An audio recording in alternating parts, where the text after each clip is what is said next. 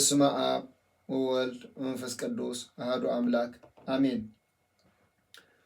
በክርስቶስ ክርስቲያን በወልድ ውሉዳን መንፈስ ቅዱስ መንፈሳውያን መፍቀርቲ ናይ እመቤታችን ናይ አዴና ቅድስት ድንግል ማርያም አማላድነትን ተረዳእነትን ናይ ኩሎም ሕርያን እግዚአብሔር አምላክ ተአምኑን ትውከሉ ናይ እግዚአብሔር ቤተሰብ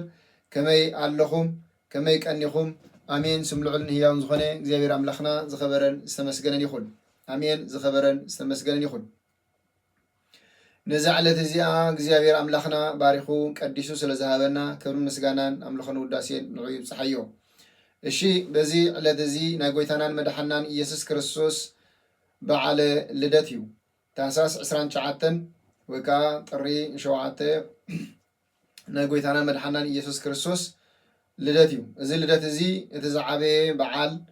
ካብቶም ዓበይቲ 9 በዓላት ተባሂሎም ዝፅውዑ ድማ ሓደ እዩ።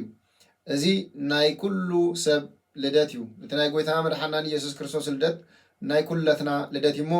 እንቋዕ ብሰላም ናብዚ ናይ 2018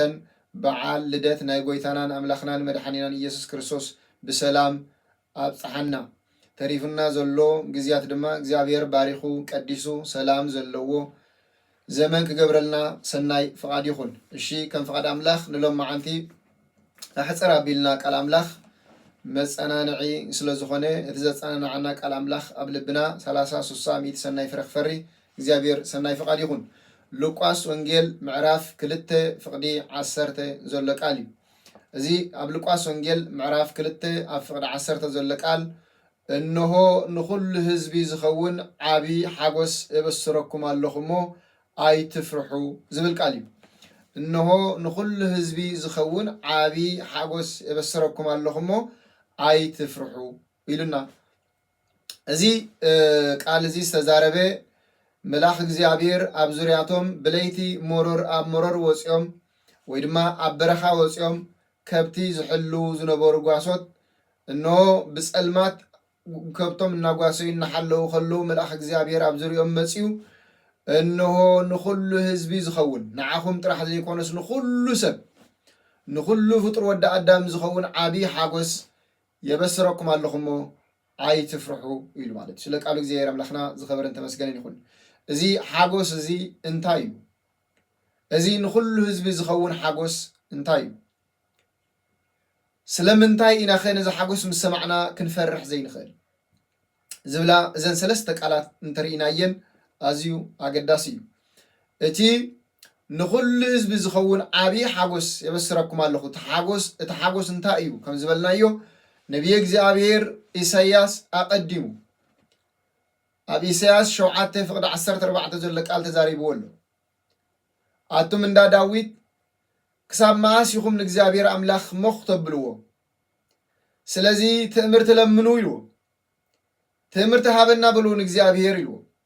እንተኾነ ክልምንዎ ኣይከኣሉን እምበር እግዚአብሔር ባዕሉ ትእምርቲ ክህበኩም እሞ እነሆ ድንግል ክትጠንስ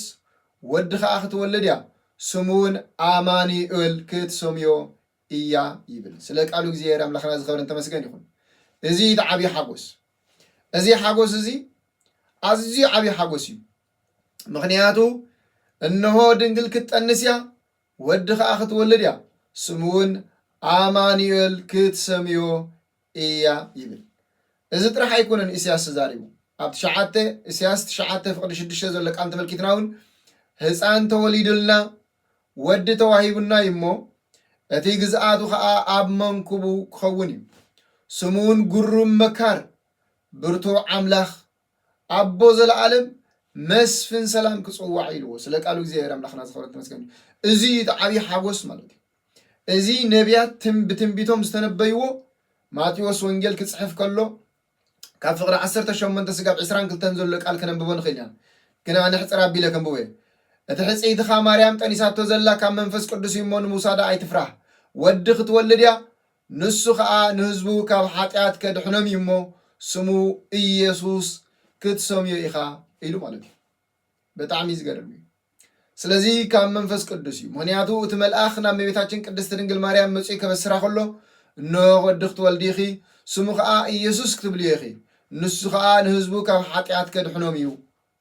እዚ ድማ ንእስራኤል ንገሊኦም ምክንያት ምውዳቆም ንገሊኦም ድማ ምክንያት مدحانمن حاغوسمن كخونيو تبايلو استنغرلو هصان بزي علت زي توليدو مالتي بزي علت زي توليدو غويتانا مدحنا يسكرس انه اب عد داويت غويتا نغوس مدحانيت توليدو لكم الله اب عد داويت اب بيتلهم لوقاس وانجيل انترينا ينتاي زلا عرف كلته انه اب عد داويت كفقد شمنت زلق قال تبكي انه اب عد داويت غويتا ክርስቶስ መድኃኒት ተወሊድልኩም ኣሎ እዩ ንኹሉ ህዝቢ ዝኸውን ንህዝቡ ካብ ኃጢአት ከድሕን ካብ ሰማይ ሰማያት ናብ ምድሪ ዝመጸ ጎይታናን መድኃናን ኢየሱስ ክርስቶስ ብስጋና እመቤታችን ቅድስት ድንግል ማርያም ዝተገልጸ ካብ ስጋ ስጋ ካብ ነፍሳ ነፍስ ወሲዱ ሰብ ዝኾነ ንኹሉ ሰብ ሓጎሱ ናይ ኩሉ ሰብ ደስታ ብዙሓት ነዚ ንስኻትኩም ትርእይዎ ዘለኹም ክርእዩ ተመነዩ ነዚ ትሰምዕዎ ዘለኹም ክሰምዑ ተመነዩ ግናኸ አይራአይን ግናኸ አይሰምዑን ኢልዎ ስለዚህ ብዙሓት ልደት ናይ ጎይታና መድኃናን ኢየሱስ ክርስቶስ ክርእዩ ተመነዩ ክሰምዑ ተመነዩ እቲ ኢሳያስ ዝተነበየ ትንቢት ክውን ክኸውን እንዳገበሩ ተመነዩ ግንከ ኣብ ዝግዘበኖም ኣብ ግዚኦም ኣይበጽሐን ስለዚህ ከዓ ማቴዎስ ወንጌል ኣብ ፍቅድ 22 ዘሎ እዚ ኩሉ እቲ እግዚአብሔር ብነቢይ ዝተዛረበ ክፍጸም ኮነ ከምዚ ዝብል እነሆ ድንግል ክትጠንስ ወድውን ክትወልድ ያ ስሙኻ አማኑኤል ክሰምይዎ እዮም ትርጉሙ ከዓ አምላኽ ምሳና ማለት እዩ ዝበሎ ስለዚህ እግዚአብሔር ምሳና ኮይኑ እግዚአብሔር ሰብ ኮይኑ ማለት ነው እግዚአብሔር ምሳና ኮይኑ ክንብል ከለና እግዚአብሔር ካብ ደቂ ሰባት ወይ ካብ ዓለም ጠፊኡ ወይ ቃርሕቁ ማለት አይኮንም እንታይ ዳ ሰብ ኮይኑ ስጋ ለቢሱ እግዚአብሔር ምሳና ኮይኑ እቲ ዘይርአ አምላኽ ክንሪኦ እቲ ዘይደሰስ አምላኽ ክንደሰሶ ብልደቱ በቂና ማለት ስለ ቃሉ እግዚአብሔር አምላኽና ዝኸበረን ተመስገን ይሁን እነሆ ንኹሉ ህዝብ ዝኸውን ዓቢ ሓጎስ የበስረኩም ኣለኹ እዚ ዓቢ ሓጎስ እዚ ሰባት ካብ ኃጢአቶም ዝፍወስሉ ሓጎስ ማለት ስለ ቃሉ እግዚአብሔር አምላኽና ዝኸበረን ተመስገን ይሁን ስለዚህ ደጊም በኃጢአት ብሞት አይትፍርሑ ደጊም ካብ ሞት ምን ከድሕነና ይልኩም አይትፍርሑ እቲ መስፍን ሰላም አቦ ዘለዓለም ዝተሰሚየ ህፃን ንሱ ካብ ኃጢአት ከድሕነኩም መጽኡ ኣሎ እዮም ዝብሉ ዘለዎም ተመላእኽቲ እቲ መስፍን ሰላም እቲ ግዝአቱ ወይ ድማ እቲ ናይ ኩሉ ሰብ ኃጢአት ኣብ መንኩቡ ክኸውን እዩ ኣብ ዝባኑ ክሽከሞ እዩ ንሱ ክዕርፈኩም እዩ ጾርኩም ተሸኪሙ ንዓኹም ክዕርፈኩም እዩ ስለዚህ አይትፍርሑ ሞት አይትፍርሑ ካብ ሞት ዘድሕን መጽኡ ኣሎ حمام አይትፍርሑ ካብ حمام ዝፍውስ መጽኢሎ ኃጢአት አይትፍርሑ ካብ ኃጢአት ዘድሕን መጽኢሎ ስለዚህ ካብ ኃጢአቶም ከድሕኖም ከም ዝበሎ ስለ ቃሉ እግዚአብሔር አምላኽና ዝኸበረን ተመስገን ይሁን ስለዚህ ሎማ ዓመት ናይ ጎይታና መድኃናን ኢየሱስ ክርስቶስ ልደት ረቡዕ ውዒሉሎ ማለት እዩ ረቡዕ ክንበልዕ ስጋ ክንበልዕ ይግባአና እዩ እንተኾነ ግን አውደ ዓመትና ብስጋ ወይ ከዓ ክዳን ጻዕዳ ክዳን ብምኽዳን ወይ እውን ሓድሽ ክዳን ብምምጻእ استفعلوا نسجا زتقمو نجارات